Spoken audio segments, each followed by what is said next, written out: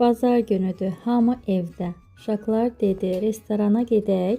Mən isə düşündüm, bəlkə bu dəfə onların dediyini biraz fərqli həyata keçirək. Dedim, yox, bu dəfə restoran bizə gəlir və başladım hazırlığa. Bugün sadəcə süfrə açmadım, bir xatirə hazırladım.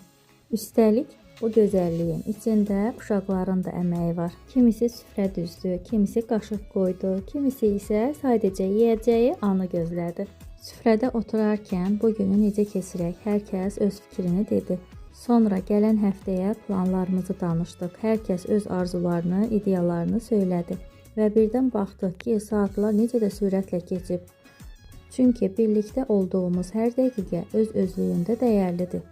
Bəzən elə bilirik ki, günlər çox adi keçir. Amma bax, belə anlarda, kiçik söhbətlərdə, bir-birinə qulaq asmaqda həyatın ən gözəl tərəflərini yaşayırıq. Və anladım ki, zamana baxmaq lazım deyil. Çünki xoşbəxtlik onu necə keçirdiyimizdə gizlidir. Videonu bəyəndinsə, bəyən düyməsinə basmağı və abunə olmağı unutma.